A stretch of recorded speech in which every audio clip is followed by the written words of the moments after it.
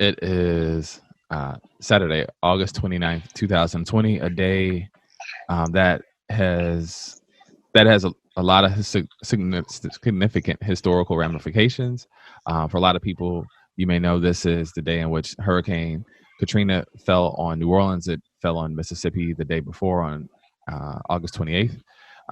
It is also the birthday of Michael Jackson. And if you read the newsletter, I have a lot in it about this weekly recap, including just some of the anniversaries that had happened. There's something else that I've been working on for a while, and it will be rolling out soon on Monday, right going into Labor Day weekend. It is a 5-day series on the history of the police. And one of the things about it is that there was something I couldn't really get my finger around. I just didn't feel like I was hitting the mark on one aspect in particular, which is talking to somebody who actually is in law enforcement and somebody who was in law enforcement. And so when you read the piece, hopefully throughout this week you'll get a chance to hear from somebody else on every different side of it, from the activist side to the law enforcement side, and hopefully you all come away with learning something new. This person I'm talking to today is somebody I will consider he's somebody who's close to me. He's a generally good dude. He has a wonderful initiative that he started a few years ago called Run with E, and it is a great organization. I support it to my fullest, and especially during the time of the pandemic, I think its need and its service and its mission is more needed now than it was before. And so we're going to get into all of that, his life and his career. But first, I want him to introduce himself as well as his special guest, and I'll allow him to introduce himself from here. Do mean special.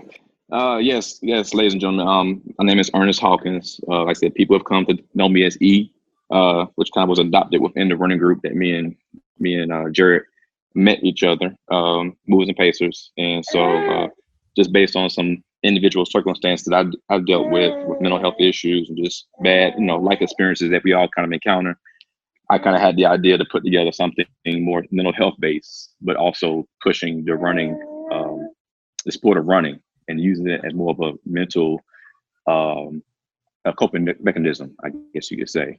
So that's why I decided to put Run with E together. And like I said, it's been about 5 years now, 4 years now, I would say, since the birth of Run with E. And so like I said, I just consider myself a kind of a foot soldier in this whole, army war, I guess, is battle as far as, eliminating the stigma around mental health. You got people that are in the forefront, people that have a much wider and larger audience, but I just consider myself one of the foot soldiers out here just trying to keep it an ongoing conversation. So, yeah. Right. And I appreciate you for that. Yeah, yes, sir. And this is Bella Grace Grace Hawkins, my 15-month-old daughter here. Came into my life at a very crucial time. My father passed away about 2 years ago in July, and she was conceived a couple months later. So, it was a bittersweet situation to have my father's first grandchild in the world. So, I think they say when life takes something from you, sometimes it gives it in return. With death comes life. So she's been a blessing to me, man. She's been a blessing to my mental health. She gives me purpose in life, man. So I know me, you've been back and forth trying to interview and do this, and I guess it's only fitting that she actually be here with me and actually be in my arms now instead of us doing this, we being solo. She just had to be here, whether she knew it or not. No, I like that. And she's generally just the star of the show. So you all will hear her pop in and out. So just, you hear Bella, this is her show now, from now on. All right. And so one of the things I do want to talk about first is we're going to talk about the police for sure. And we're going to talk about your experience with the police in particular. I think you offer something that's very different. But I actually want to spend a little bit more time on Run with E first, if you don't mind, on how you actually came to Run with E and why you decided to do it. I would just say I kind of hit a place in life where I just seemed like everything was going wrong. I had a situation where I think I lost my job. My car was repoed. I broke up with my at the time girlfriend. She was moving, and so of course, I was leaving the apartment. I didn't have where to stay. So all these things kind of came together in a matter of weeks. If there, it's kind of that whole Murphy's Law, or whatever can go wrong will, I guess it's referring to. But so, it was a really bad time. And then the one constant I had was, the running group. And so I had a lot of people in there that I kind of, confided in and talked to. And so people came through for me. A small group of people came through, were very supportive of me, helped me out, gave me resources I could use to get myself in a better position. And, once I kind of got a little bit better with things, well, as far as mental health wise, it kind of had me in a really low point. I would say that a lot of contemplations were going through my head of suicide, very, very low point, very, very bad thoughts. And that was kind of the constant that kept me, I guess, above water, was having those people around me that supported me and having the support of running. Both of those things kind of helped me. So I had the idea one morning, just kind of hit me. And I actually was going to meet a friend of ours. Me and her were going to run together. And I had the idea to put together a 5K race. And I was like, let me put together a race. It was just something that I woke up and it was just the first thing in my mind. And I was like, I'll put together a race, raise some money and donate to a charity. Was it going to be anything that I was going to put together? Was it going to be a Run with E thing or whatever? But it's going to be a 5K race. And it just kind of matured on its own. It just kind of became a brainchild. It went from a 5K, which of course I started doing my research, talking to people that I knew in the community. And it seemed to be a much bigger task than I anticipated it being. Putting a 5K together is very time consuming, very costly. So that idea kind of came and went, honestly. It's still something I want to do, but I want to do it right. I want to do it when the time is right. So with that being said, like I said, as time went on, it just kind of grew. Let me get a website together. Let me educate people on mental health. Let me get some facts together. Let me get some videos and put it on this website. Let me have something that people can go to see more about Run with E and see what I'm about, see my story, whoever chooses to visit that site. And just continue to grow. I think literally in a weird twist of fate, right around the time my dad ended up actually passing away, I think within a matter of a couple of weeks before, I had the idea to do a self-care Saturday run.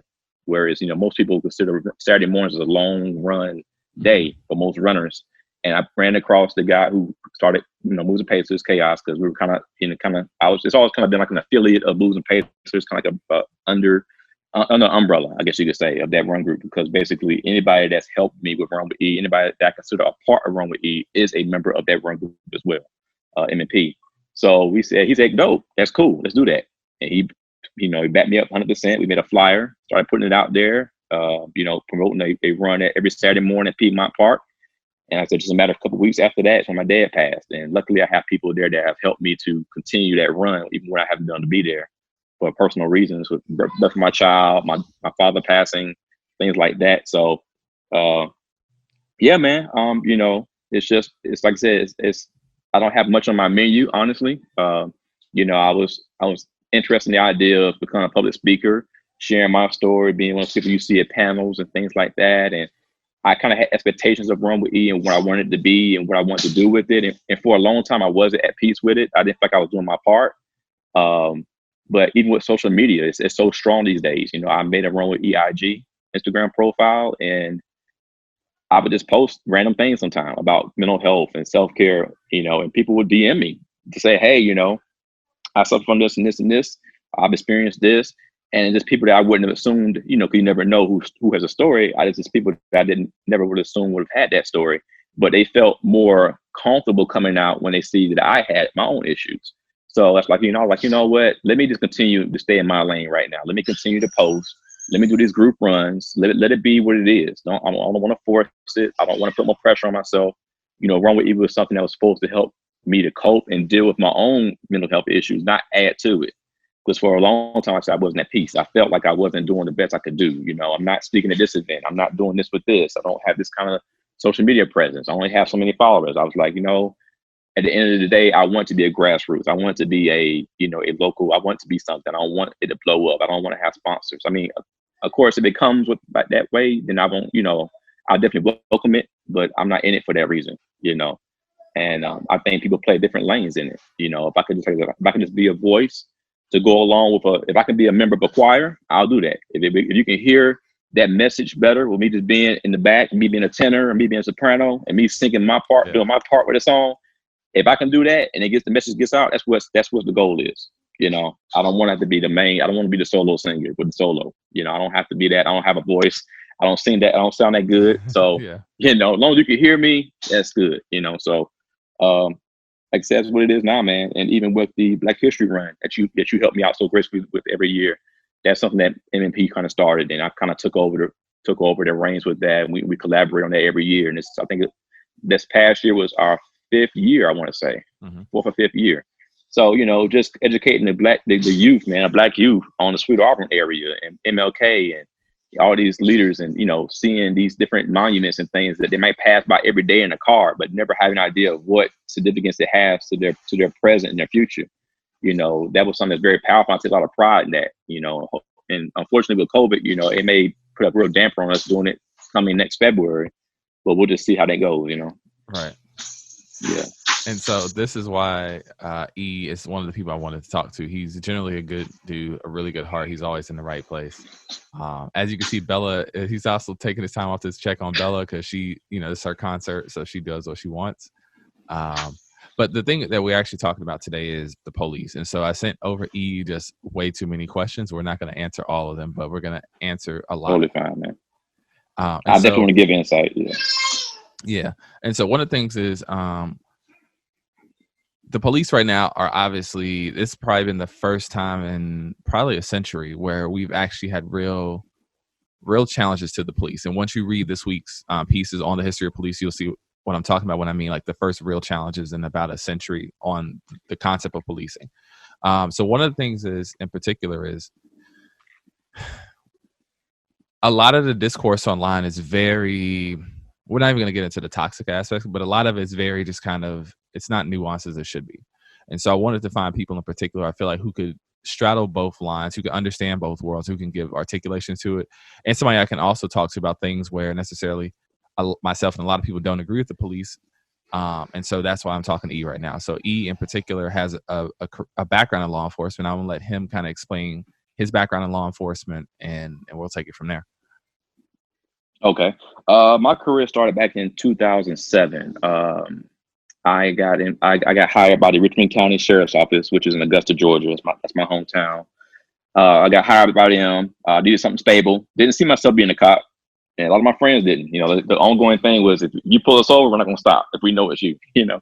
So, but I got involved in it. I worked in the jail there in the city. I started in January, and I think I was working in the jail as a deputy for about 9 months, watching inmates, things like that. And at the time I was dating a young lady and just needed something a little bit, make a little bit more money.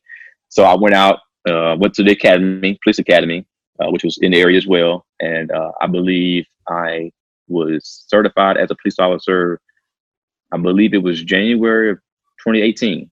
So yeah, so the first year I was in the jail and in the academy, and by the beginning of 2018, I was a sworn in police officer with the state of Georgia. You mean 2008 or 2018?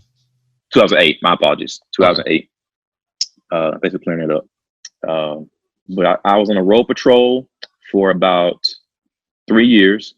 I then was promoted to violent crimes investigator, and I was in charge of violent crimes, rape, homicide, robberies, things of that nature. And I spent a little bit under a year doing that before I ended up moving away to Maryland. I had a brief career there in Maryland, but that is pretty much when it came to an end.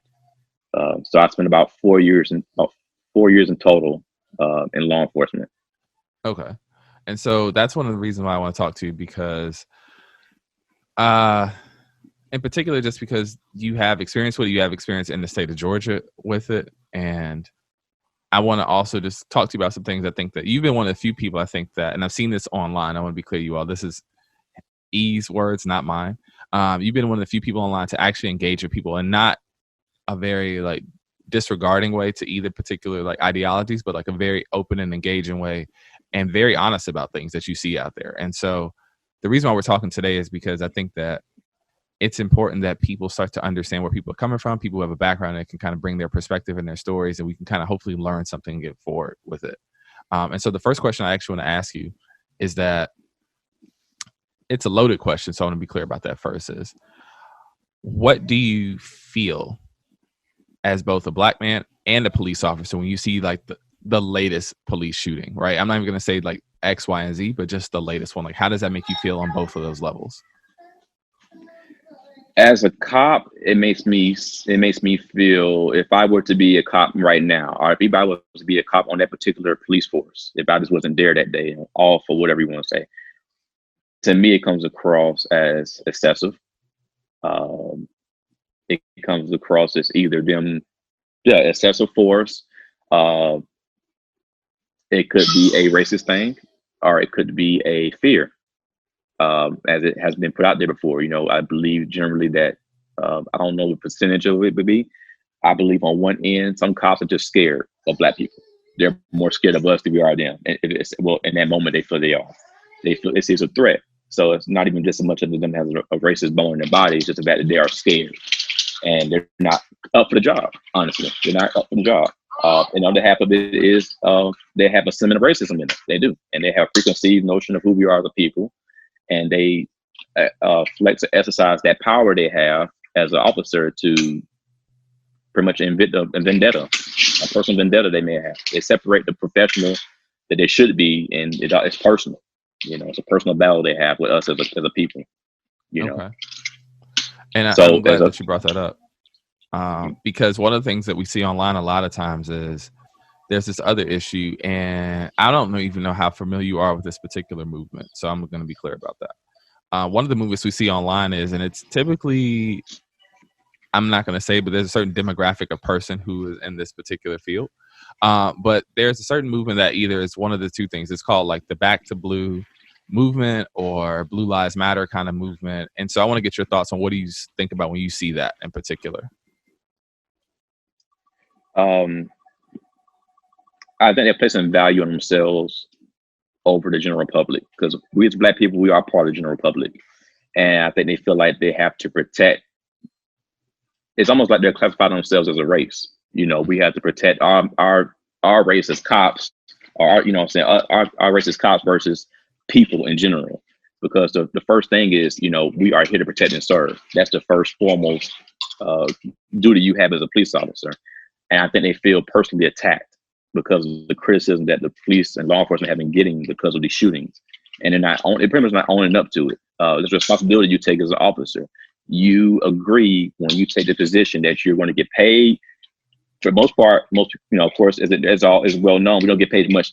Officers in general don't get paid much money for providing the service they do, putting their life on the line. But at the same time, you take that pledge, you take that honor and that pledge and that duty to serve the public. That's something you choose to do.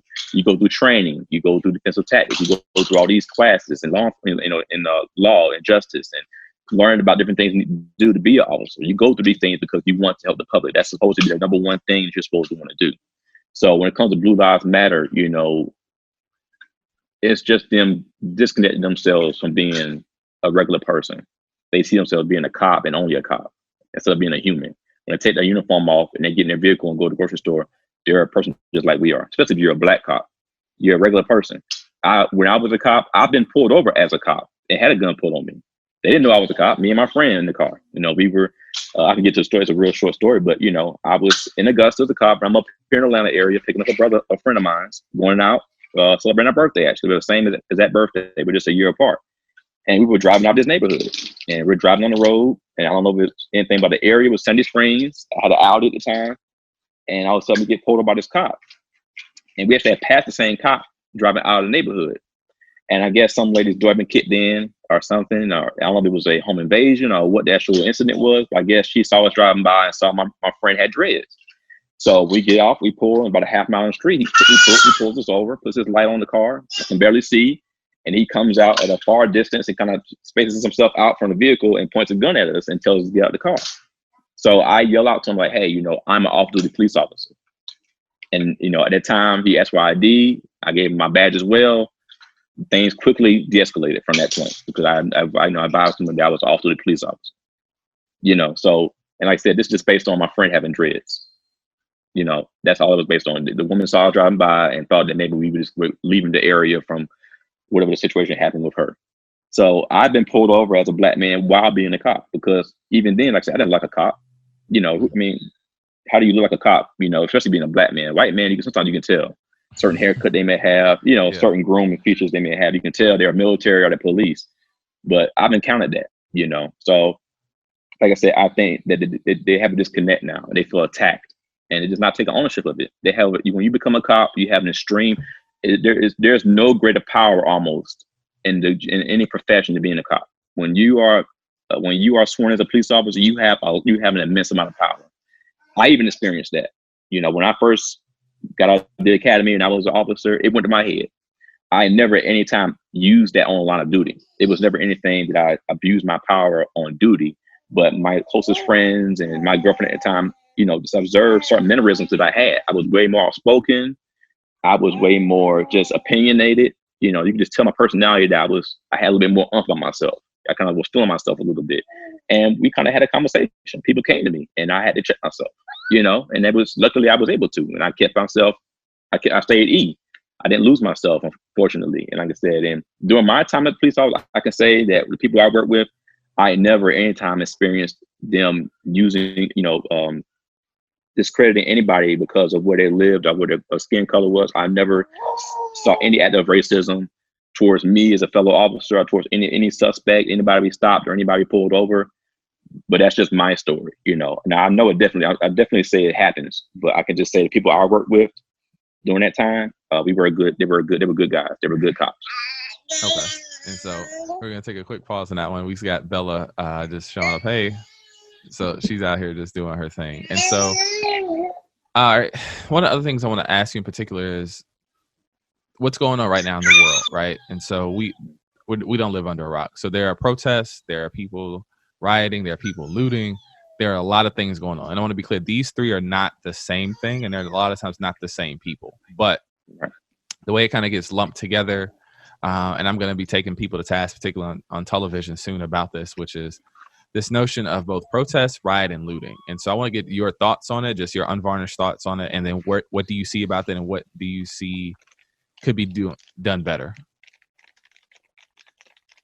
I would say riots and looting and protest. I think that protest, I think, is definitely a great way we can, to help us deal with our emotions as far as people or Black people. I think it's a great movement. I think it's very. I wish I could have been out there more myself. Me being a father now, being a single father. I have to put my attention to my daughter most time, and I can't be out there, joining people. But I think it's dope. As far as the rioting and looting, it's. I have mixed feelings because I feel like at some point you do get frustrated, and you do want to vent and let out your frustrations as far as that. But I don't condone, because at the end of the day, what's the end result of that going to be when you're rioting and looting? Especially in certain areas you're doing it too. If it's a Black-owned business, you're only damaging your own people's business. You're not getting. It's not nothing's going to come of that. That's going to help. And it seems, especially when it comes to looting, you're using that person, that unfortunate Black man or woman that was shot or was unjustly treated.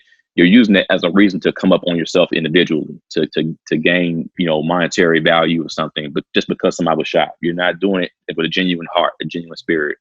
What I'm saying, as far as expressing how you feel as a Black man or woman about the injustice going on. So I don't know. We don't want to. And the thing also that takes away from the movement itself, because people on the conservative side, they want to see it as they want to distract us from the situation by saying, they want to paint us. Like I said, they want to take that few group of people that come after the protests and do these riot and loot. They want to take that part of it and paint that narrative and distract us from the reason why we were out there in the first place, which was because of unarmed killing of Black people.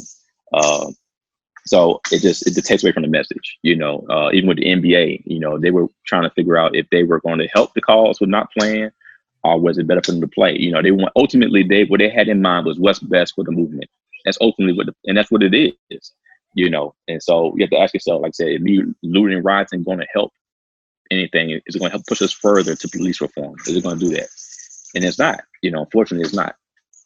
So like I said, as far as protests, I'm all for it. But rioting and looting, I can't say that I can say on one end, being a Black person, I can see the frustration, but I can't totally condone it at all. Okay, and we're gonna have to kind of build on that one in particular, which is one of the things I also want to ask you in particular, which is you brought this up, and I'm glad you did because it kind of gets into my next question, which is it distracts people. When people start focusing on destruction of property, it gets away from the actual message of it. And so the message I want to ask you in particular is a former officer and somebody who has been pretty outspoken online about things. In your opinion, do you think that the police can be reformed? I think there's two ways to. I think in a way it can.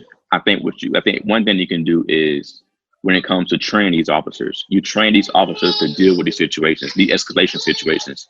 As it is now, for instance, which I haven't seen at any time is brought up, which kind of puzzles me, but they have something in training called the use of force continuum. And basically they train you as an officer to articulate what use of force you use against a person. A person resists arrest. What do you do? What's the first step? What's the second step? They literally lay it out to you step by step, what you are to do in response to a subject or somebody you're questioning or a suspect. Whatever the situation is, they give you aggression, how you're supposed to meet that. So, for instance, not having a gun. If you do not have a gun on you, there's no reason why my gun should be out. There's no reason to me, you are to physically restrain that person. If you are a larger person than me and I'm having issues restraining you, I'm by myself, I might use pepper spray. All these things to your disposal. You have a belt literally surrounded with items you can use against a person if you need to. You got pepper spray, you got mace, you got what's one and the same. You got tasers now. I didn't have tasers when I was a cop. You have a baton. You have these items that you use to subdue someone. Only under extreme circumstances. If that person has a gun, you can articulate they have a gun.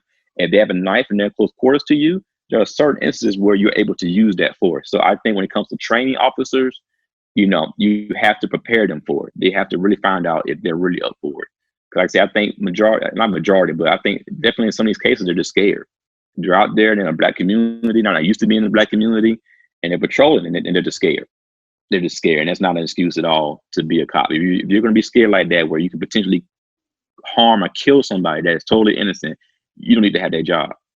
That's a very big responsibility. And I don't think the police are really doing their due diligence to make sure these people are suitable for it. You get defensive tactic training in the academy. When I was there, I think it was 2 weeks long, but they're showing you different moves and things you can do to defend yourself, to prevent yourself from being hurt. They teach those things, but I think a lot of that stuff goes out the window when you graduate. And people will tell you that a lot of times you'll hear it from senior officers. I learned that stuff you learn in the academy will get you killed. I learned that stuff, because it's a different experience. It is. When you go in the academy, you're in a classroom, you're in a controlled environment. You're wearing a uniform, or you're wearing an academy uniform, you're in the AC, you're in a building somewhere. You're totally out of harm's way. And then when you graduate, you go to your whatever department you work for, police department, sheriff's office, wherever you work for, and then you go through their training. You get with a senior officer who's been on the force. You ride around with that officer for however many weeks or months that the department issues you, and then you're really in it. You're in there day to day, and they're showing you day by day what you're to do, how you're supposed to handle this. So you get two different types of training when you're a cop. You go from classroom to being in the streets, So I think they need to really kind of do what they can in training to make sure these guys are cut out for it. They need to, whether it comes down to where, a part of the training involves you be fighting two people and you just getting the ish kicked out of you to see how you respond to it as a man. Can you take a beating? Can you get into a physical altercation with somebody potentially and be able to compose yourself and keep yourself composed? They might need to go that far. Because like I said, it just comes down to a point where, these guys are getting shot and there's no need for it. This recent shooting, there was no need. There was at least two officers in that video, at least two officers, and it's not to justify anything, but if they really felt they were in danger, they could have tackled that man to the ground and subdued him at the least, just to get an understanding of what's going on, because in a cop's mind, you're walking away from a situation, you're going to your vehicle. He could have been going for a weapon. We don't know. I don't have it confirmed. I hear different stories. I'm not gonna comment on that because I don't know. I wasn't there. But if as a cop, if you feel danger, you have the right to protect yourself. But you have to protect yourself accordingly. If I have another guy with me, we're gonna take you to the ground to understand what's going on. We're not gonna just, that's as far as the use of a firearm, like I said, it's a lot of times that they're drawn, there's no reason for a gun to be drawn at all. There's just no reason for it. Okay, so I want to stick on that for a second, which is some people, it's going to lead into a larger conversation in a second, which is some people have said that maybe officers don't need firearms while they're on duty. What do you think about that when people say a statement like that? I definitely have to say that they definitely should have a firearm. Unfortunately, I think they definitely should have a firearm on them on duty. I think it just comes down to, just like I said, just proper training and also holding them accountable. You have to put that. I think that's one thing too. I think the reason why you haven't seen many convictions, you haven't seen charges being filed. Breonna Taylor. The reason why you haven't seen these charges is because I think they're afraid of setting the standard. They're afraid of opening up that window where more and more officers can be held accountable for these shootings. So they don't want to start that trend. Okay, well, we hold him accountable and we convict him and give him all these years, which some officers have been convicted and charged and sentenced to prison for shooting unarmed black men, but that's few and far between when it happens, and I think they're afraid of starting that trend and starting that precedent. I think they're afraid of doing that. But I think between training, the proper training, and starting that puts it out like, hey, if and of course it comes unfortunately at a cost, because if somebody's going to get charged in the future and convicted, that means unfortunately somebody's passed, somebody's been killed by that officer.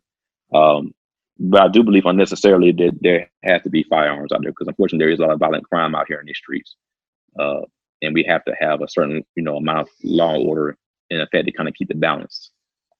Okay, so I want to ask you in particular, what does that mean from a cop's perspective when they say law and order? Because this is going to be the most loaded term going into the election. So in your perspective as a police officer, what does that mean when someone says law and order?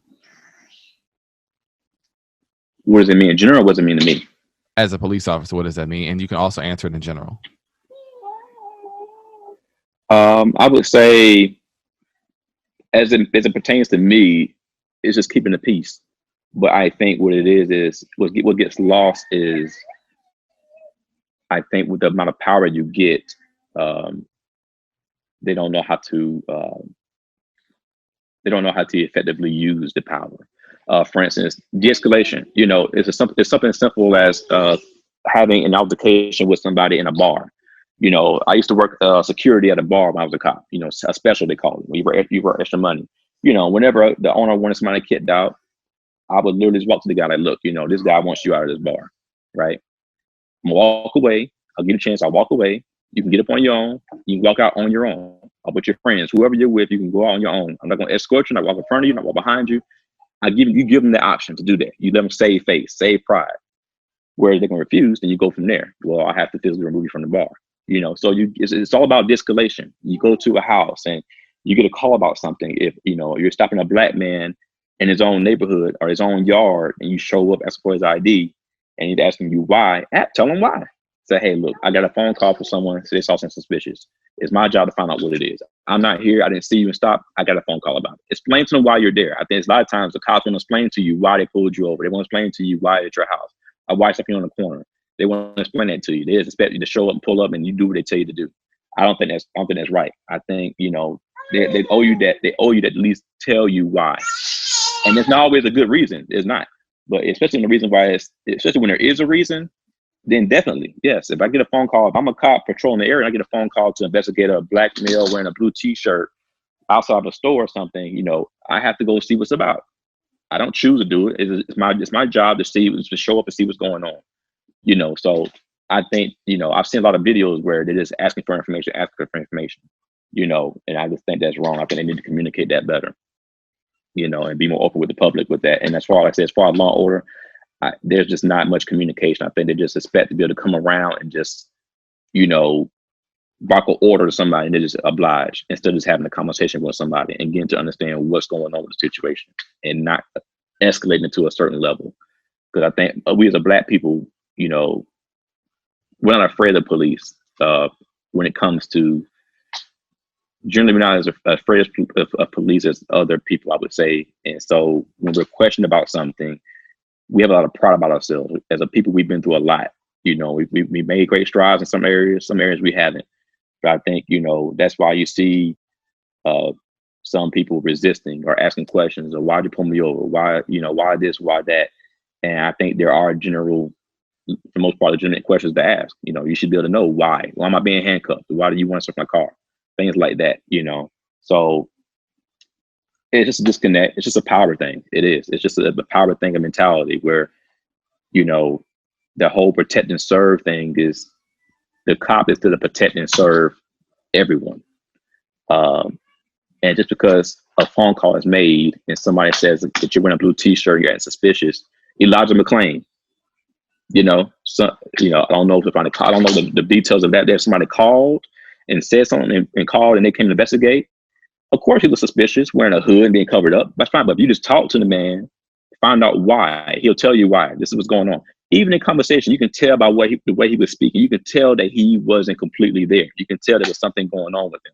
If I was there in that moment, I'm like, hey guys, look, something's going on with this guy. I can articulate something's going on with this guy mentally. He's not this, he's not what he may appear to be. It just takes time for you to kind of sit there and process what's going on instead of seeing a black man dressed in all black or wearing a hood at night, face covered up. Have a conversation, then you find out just like that. Because I really feel like if you just asked, if I had asked one question to him and he replied, the sound of his voice would have immediately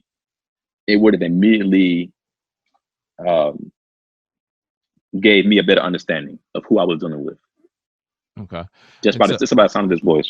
Right. And so one of the things I want to ask you in particular, which is a lot of the conversation about law and order is really based on two things. A lot of it's just straight up obedience. And you kind of alluded to it, but you didn't say, and this is my words, not yours. But a lot of it's just actual obedience to like the authority that is there.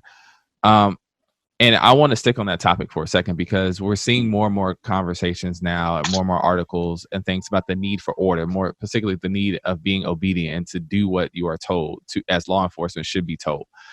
Do you think that there is a disconnect in people giving law enforcement too much power over the public to do things? Or do you think that this is justified, that people should be listening to 100% of whatever law enforcement tells them to do?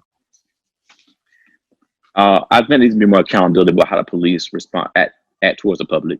I think it should be almost as easy as even when you go to a certain business and you get a survey, how was your service here? You get an email from the company, you bought something from someone, you get an email, how was the service? I think it should be almost the same as law enforcement. I think there should be better listening ears, more reciprocity as far as if you have an interaction with a police officer, you can get the information and you can file a complaint and that officer be really held liable for the way they conduct themselves. Body cameras, it can be reviewed. And it doesn't have to be a physical altercation. It could be just issuing a speeding ticket. It can be something where if they abuse their power in some kind of way, they talk to somebody in a certain kind of voice tone, if they themselves escalate the situation and not the actual person involved, if the cop actually did it, they should be held liable. It should be consequences for every level of interaction with a police officer.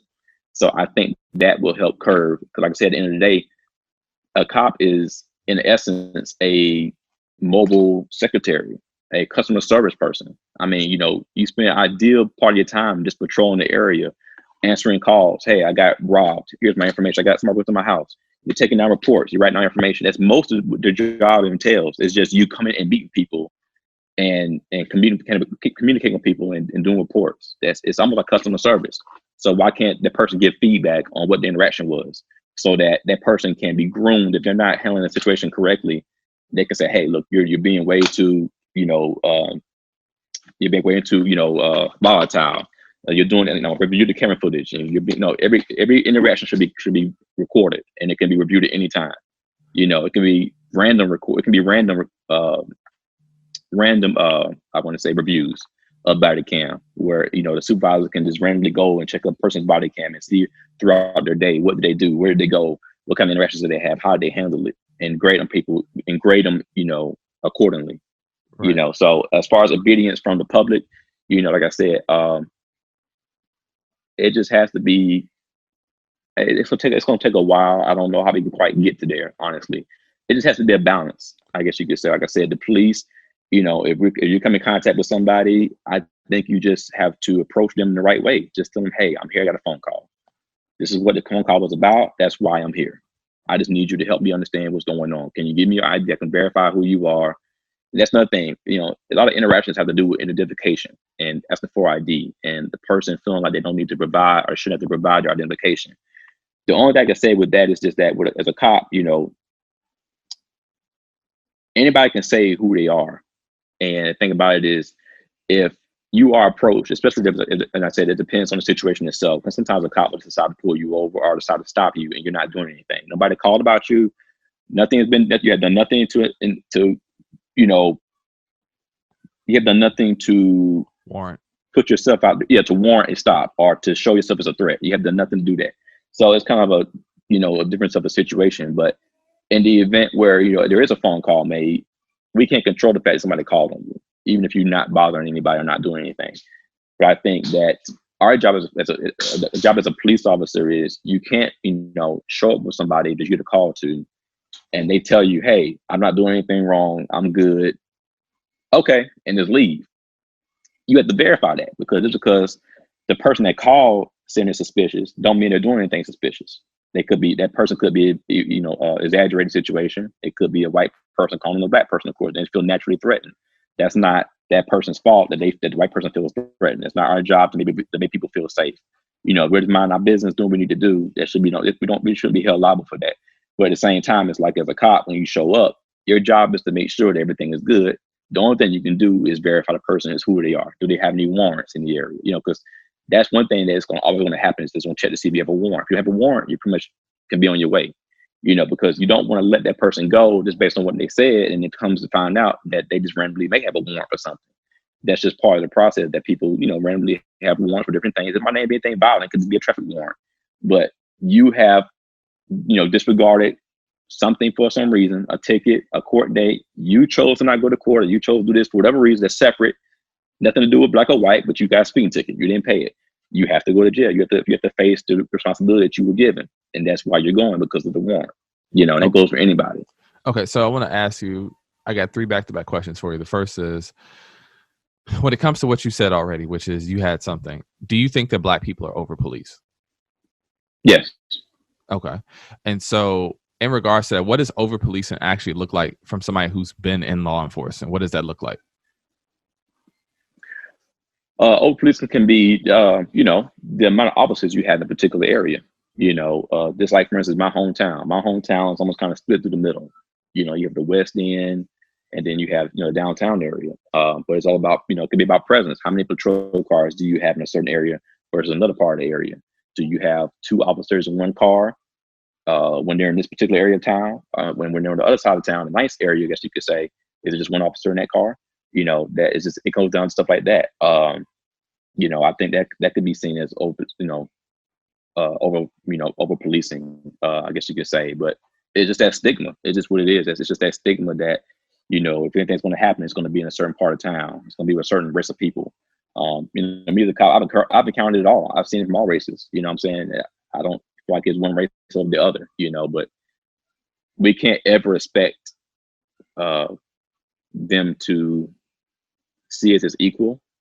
The only thing I think we can hope to do is for them to be trained and held accountable better, to where they understand that they go out and cross the line, they will be held liable for it.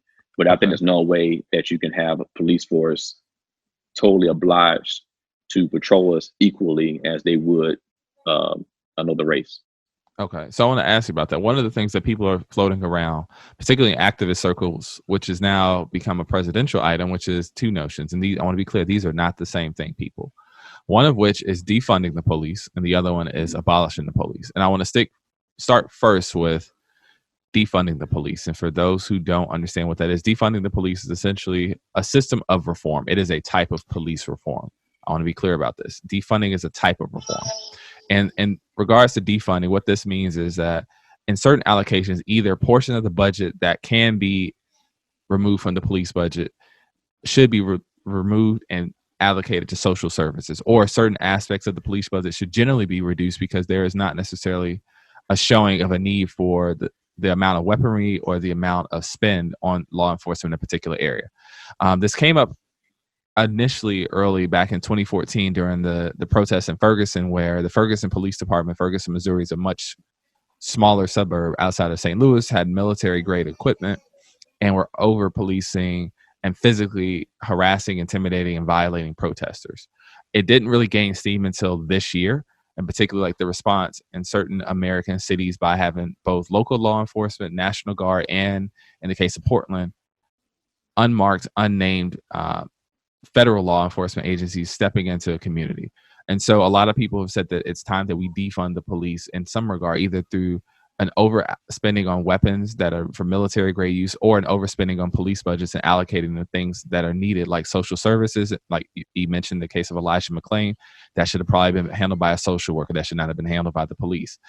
Or in the case of a lot of in Chicago, which is you have more police being hired, more police academies being built, but we have close to 24 schools now that are going to be closed.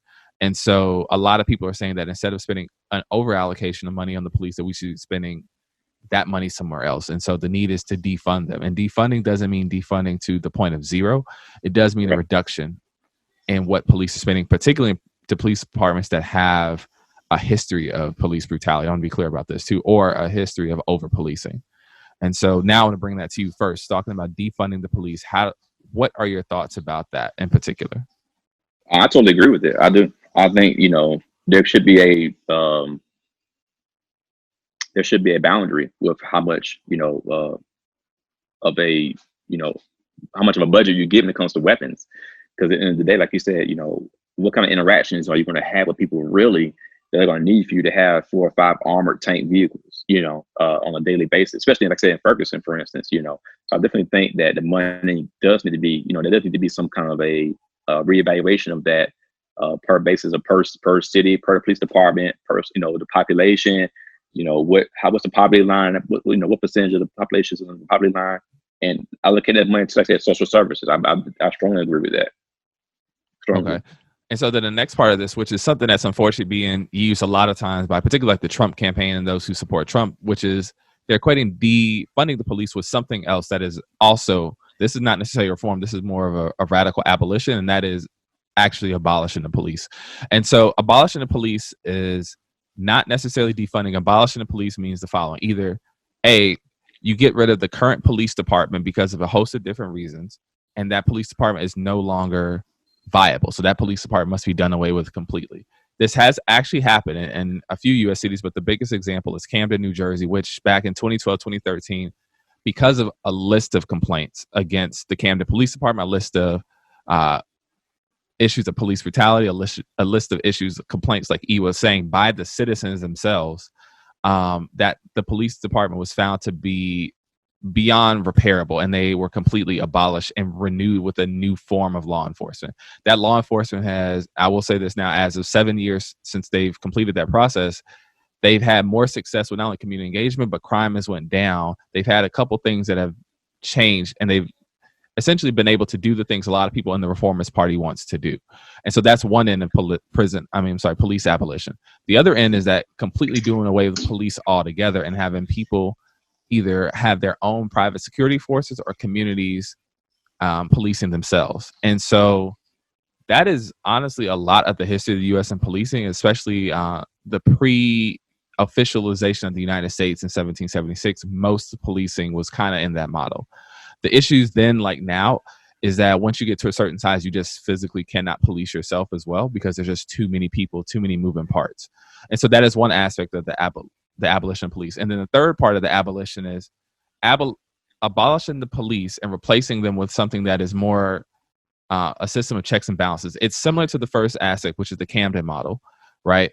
But this particular case of abolishing the police in particular means that once the police are abolished, there are way more accountability. So certain things that officers do have, everything up to but not including qualified immunity, it makes it easier to hire or fire an officer. It makes it easier to not have to be involved with police union contracts that say you have to keep an officer if they have a history of violence or a history of brutality, or off-duty activities, like some officers who may have a history of domestic violence. And so sometimes the police union contracts can dictate that officer still must be paid and keep his pension. So one aspect of the abolition of police is simply just abolishing the current police union contract structure. So there are 3 different things being floated around. They're very nuanced on this. And so now I want to talk to you, E, about what do you think about abolishing the police? I believe it's a case by case basis. I would say, like the Camden model. I think that it's something that could be utilized based on what area. I think it just becomes the specifics of that city or that area and what the complaints are. Like I said, I think if that was some situation going on somewhere else, I think they can continue that model. I believe in that. Yes, in some instances, I think you can do that and kind of reframe and build it from the ground up again, because I believe some departments are too far gone. As far as policing ourselves, I think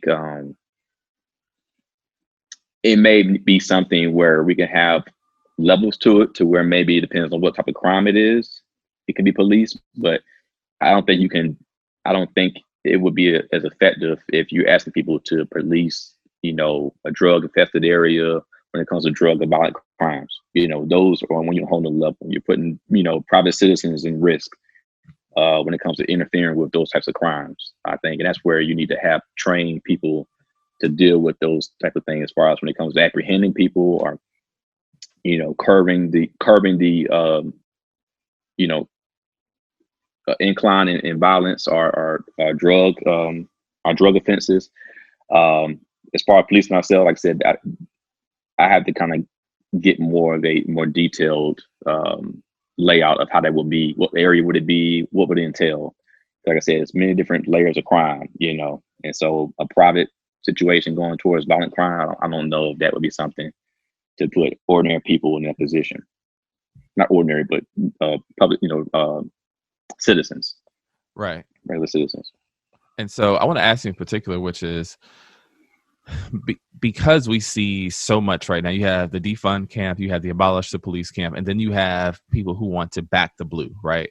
And then you have, so right now there's a lot of things. Policing is on the top of everyone's mind, regardless of where you stand on the issue in the case of the United States. What is something that you want people to know about policing in particular that you feel like people don't know?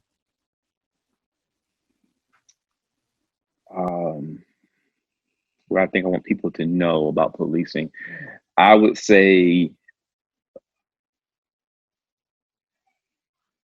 I probably would say is that it's almost like a mirror effect, basically. Every face you see at a protest isn't there to spark violence. They're not there to damage property. They're there to express their frustration, and they're there to be part of a voice and large message. So the same way everybody at a protest isn't there to damage property, they aren't there to cause any harm to anybody. They're just there to kind of voice their opinion and voice their frustration. Some cops are there because they genuinely want to provide a service to the community.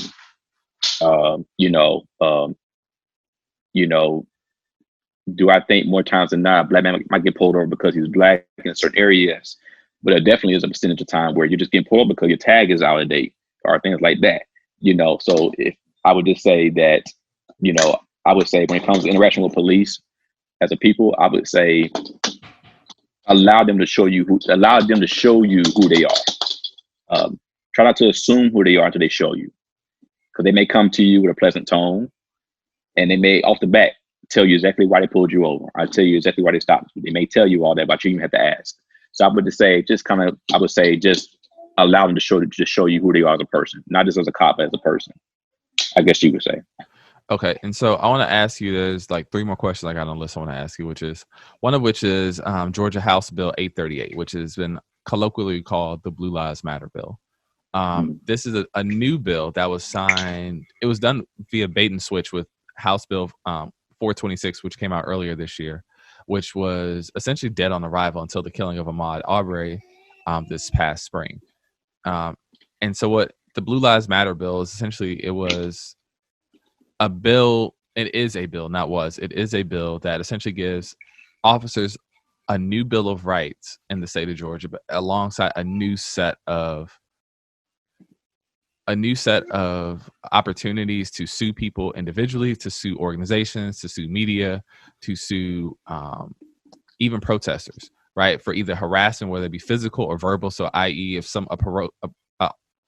a protester is resisting arrest and that protester hits an officer, now not only can that person be charged with a general amount of charges, but under House Bill 838, they can now be charged with a hate crime, essentially, against a police officer, and also with using fear and intimidation and harassment against an officer, which has an additional 1 to 5 years. The other aspect of that bill, it can be charged federally, right? And so I want to get your opinion on that. Is what does that, as somebody who's been a former officer, do you think that was an excessive bill, or do you think that bill is getting at something that officers want? Not your personal opinion, but do you think the bill was excessive, or do you think the bill is something that a lot of officers still want? I think it's excessive. Okay. I think what you're doing essentially is you're pretty much putting value put more value over life of you put more value lives over a law enforcement officer than you are a regular person. Like we're not, and basically what they're trying to establish, I guess, is, if you put your hands on a cop, there will be some serious repercussions for that. If you ever put your hands on a cop, which we all know that, you're from movies and real life. If a cop is ever killed or shot, they coming forward. They got to put it out there like, hey, cops are hands off. They're going to make it known. I mean, most people know that whenever that's happened in the past, unfortunately, they go through all lengths to find out who's responsible. And even as far as even with the black man in Dallas, I believe that was, that killed some officers. They went and got him. They didn't waste too much time. They went and got him. So I think they're placing too much. Unfortunately, not to try to devalue law enforcement, because I say I was a cop and I do have, a certain level of respect and affinity for them to a certain level. They're placing the value themselves over the general public, especially black people. So I think that, because the thing about it is, as far as the protest is concerned, that's what it is. It's a protest. It's nonviolent. It can't get out of hand. That's totally true. But for the most part, they are just pretty much gaslighting, I guess you could say. I'm using the correct word when it comes to us protesting Black Lives Matter. Even with Donald Trump saying that Black Lives Matter was a hate group, I think they're just painting us out a different picture to use that as they're just pretty much, giving us a bad look to make it seem like we're putting officers in uncomfortable situations or unsafe situations when it comes to protests. When it's a protest, those cops are not in harm's way generally. No, I mean, there's always a potential for violence. There has been some violence. We've seen it here in Atlanta with the CNN, situation over there, down there in the downtown area. But for the most part, those people are there to peacefully protest, to voice their frustration. So I do think it is excessive to aim a bill towards, because it's basically towards a response to Black Lives Matter. That's exactly what it's towards. Response to Black Lives Matter. I think it's definitely excessive to put it out there against us as a people, that if any harm came to an officer, they would be considered a hate crime. You can be charged federally. I think it is excessive. Okay. And so now I want to ask you, once again, I've asked you this before. Do you think the police can be reformed, or do the police need to be reformed? I'm sorry, say that one more time. Do you think that the police need to be reformed, is the first part of the question. And then the second part is, what do you think police reform looks like? I know I've asked you that before. I just want to ask you one more time. Right. No, that's fine. I think definitely need reform. Definitely. Okay. They go through some links. Yeah. Hold on one second. Let me do one thing. Okay. Oh yeah, I definitely think there's a need for reform. Definitely. They need to go back into the drawing board when it comes to training these officers, like I said. Because like I said, at the end of the day, these interactions, they need to learn de-escalation techniques. They need to learn to de-escalate situations. That's their job, is to show up at the scene and control the scene. Pull people apart. There's an altercation. That's what I'm saying. This domestic violence, you pull them in separate rooms, you talk to them, figure out what's going on. There's certain measures you can take that it doesn't have to go as far as it's been going, especially with these unfortunate scenes of violence with the police toward Black people. So it comes, as I said, there's two parts of it. It comes down to training, and it comes down to accountability once they're on the road. They go through a certain amount of they do the due diligence, I would say, as far as hiring people. It's pretty what's the word I want to use? There's a lot of levels to getting hired as a police officer. They ask you about your history. They ask you what kind of crimes have you committed. They literally ask you anything ever done under the sun. Have you ever stole something from an employer? So they try to find out as much as they can about you as a person. What kind of vices do you have? Have you ever had drugs before? Done drugs? Any kind of drugs? When did you do it? How many times did you do it? They ask you things. How long has it been since you've done it? And they do these things to kind of get an idea of who you are as a person. So I think they do somewhat of a, due diligence behind who they hire. They probably could do some more research as far as social media. I don't know how far it goes. Look at your profile to see what kind of pictures you posted. Do you have a Confederate flag on your post? Do you participate in those reenactments as a person? What do you believe? What do you post on? What kind of memes do you post on social media? So I don't know if they do that. I think they need to do that. If they don't do that, they need to. So I was saying 2, but I think maybe 3. Whereas you're being very cautious and detailed about who you hire as a potential cop. You're training them accordingly to de-escalate situations, and also you hold them accountable. And it also made it come down to who you put in position to deal with these people. unfortunately, like I said, I don't think you can ever get a white cop to totally. I don't think it's something that can never be. You can't train a white cop to see life from our perspective to deal with us on an equal level. I don't think you can ever do that. So maybe something where if you have a black cop on that shift, you put him with his people. Have black cops patrol black neighborhoods. Do that. If you have a black cop, you need to be in that area, more familiar. Because like if I was there when George Floyd was apprehended, I would have said something. Oh yeah, there would be no way that would have went the way it would if I was there. If I'd have pushed him off myself, I'd have pushed him off myself. Because like I said, it's blatant. There was no need for it. Blatant. And my thing is, the other cops that were there, their failure to act was based on their lack of compassion for George Floyd as a black man. You know what I'm saying? That's the lack of compassion. Plus, I believe he was a senior officer. But me, in that moment, I would have been Ernest the black man, not Ernest the cop. Because I could have been able to tell and articulate why we were there, what he may have done, and if he was guilty. I don't know the, like I don't remember the particular specifics about why they were called and why he was apprehended in the first place. But honestly, it doesn't matter. And right, exactly. It doesn't matter what he was guilty of. If he was guilty, it doesn't matter. There was no need for him to be apprehended in that fashion. So that's when I would have stepped in and pushed him off. And if he needed to go to jail, even whether it was wrongly or not, he would have went to jail. But he would have still been here. Right. So like I said, that's the thing that gets lost in translation is, well, why did he go? Why did he turn around and walk towards the car? Or why did he turn around and run to the parking lot of Wendy's? Why did he do that? It doesn't matter. That doesn't equate to him losing his life. It doesn't equate to that. And I think that's what goes on in a lot of minds of a lot of those, a lot of people that don't see it on our way. They see it that way. Like, well, he provoked it. No, there's no. If I slap you, you don't respond by shooting me. That's not equal. Yeah. That's not justification for that in any means. Right. I mean, you mentioned yourself. You mentioned the use of force continuum. So. Right. Exactly. Right. And so this is one of the reasons why I wanted to talk to you, and I'm glad we did. You're definitely one of the more thoughtful, one of the more kind people. You're definitely one of the more people online who are really trying to be a bridge to people. And so I want to give you this opportunity now to, if you want to let people know how to get in contact with you, or if you want to plug something that you want to plug right now, please let people know what that is.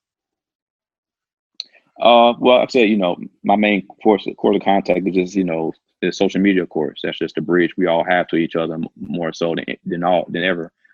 So, feel free to follow me at Run with E. So you can see on the shirt, all runs together, RUN.THE.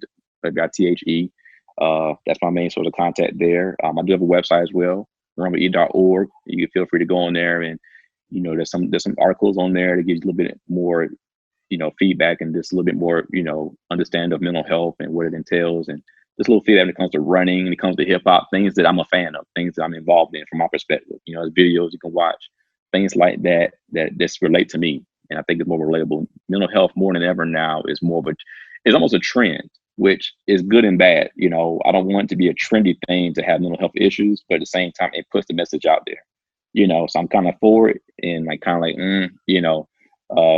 but I'm glad it's more of a topic of conversation now. So I just want to say, I do feel the pain of these unarmed killings. It's, even Ahmaud Arbery, to this day, this very day, I have not seen the video in full. I don't want for myself to see that. You don't need to. Yeah, man. And that wasn't a police involved situation, but it just goes to show that you're not safe anywhere.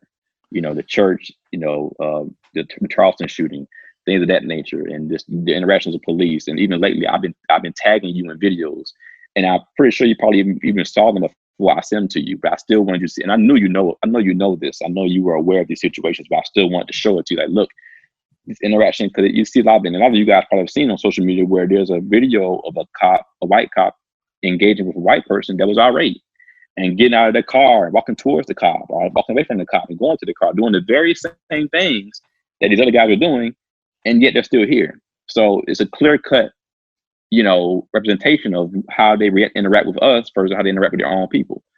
So, it's a sad thing, man. So I just want to tell people just to kind of stay strong as much as you can. Just pay attention to your soul. Social media, it's every other post you see is about a certain shooting. if you got disconnect, do what you got to do to maintain your health, man. It's a lot going on pandemic wise. It's a lot, and it's probably into a real bad place again. But I have purpose right now, thankfully, with my daughter. It keeps me going. So, like I said, with Run with E, feel free to visit, follow. You know, you don't even have to really do that. I don't. My main thing is I don't need followers. I just want people to, because people say listen to your body. You know, if it's something hurting you, go to the doctor. Or if you got a pain, take care of it. Same thing with your mind. If you feel like you need a day to yourself, do that. If you need more sleep, if you need to eat better, you need to go see a therapist, do that. Don't even worry about following me. Don't even worry about doing it. Just be more in tune with yourself. That's why I can ask people. I don't need to follow. You know, if you want to come look at what I got, and just if you want to come and run, come run. I don't have to have a follower to come run. Just come show up on Saturdays at 8 o'clock at Piedmont Park. You know, you don't have to actually follow me. We're gonna be there. If you want to follow, keep up with the schedule, that's fine. But for the most part, if you need to go run, go run. You know, we got, you know, pray, do what you need to do. That's what I ask people to do. Okay, I like it. And so, yeah, man. One last thing is, I ask this question to all my guests. I'm going to ask you the same, which is, what's making you happy? Oh, it's easy. Bella Grace. Okay, of course. That's easy. Of course. Yeah, man. Of course. And so, once again, if you guys haven't hit up E online, if you haven't visited Run with E, you can let them know the social handle of Run with E. Yes. What? Oh, just let people know how to find Run with E on social media. Yes, Run with E. That's where I'm at. You can find me. Unfortunately, I'm not able to make it to the runs like I want to, even though it's something I kind of put together. But I have a strong team. I got good people, man. They've been there. They've been loyal, focused. They help me continue to run. So you may not have to see me there. You know, my priority is my daughter, and I kind of keep her out of the public much as possible with this whole COVID thing. But hopefully things will get calmed down a little bit. I'm sure it's gonna be a new normal for people to wear masks now, and maybe something that ain't going for a while. But only until me and her mother feel better, you know, we'll be out there, you know, running stroller and all. I'll be out there. I like it. You know, I'll be there eventually.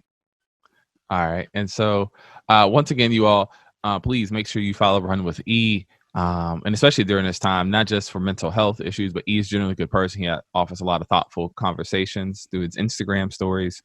And so I think you all should really get a chance, if you can, just follow him at Run with E on social media. It is really worth your time. I will also say this week, upcoming with the newsletter at iamkingwilliams.substack.com, we're going to dedicate the whole week to the history of the police. And so Monday through Friday, this upcoming week, so starting August 31st, we'll be talking about each and every day. You'll have the general update, which is your general news and information on Atlanta and the world and things like that. But you'll also be able to get a history of the police. And I think it's something that's worth taking your time about. 1 and 2 will be out this weekend. And then from there, we'll take it throughout the entire week. You're going to learn a lot about the police that you didn't know. You're going to learn a lot about the U.S. that you didn't know. And conversations like this combined with that particular reading is going to make you more aware of what to think about the police going forward. And I really hope that you like it, you share it, and I hope that's really impactful. If you haven't already, please subscribe to my newsletter at iamkingwilliams.substack.com, iamkingwilliams.substack.com. And if you want to, you can follow me on Twitter or Instagram at iamkingwilliams. So at iamkingwilliams on Twitter and Instagram. Thank you all very much. Thank you, E, for coming out today. Thank you, Bella Grace, for being a wonderful guest as well. Mickey Mouse has attention now, man. So we good. All right. All right.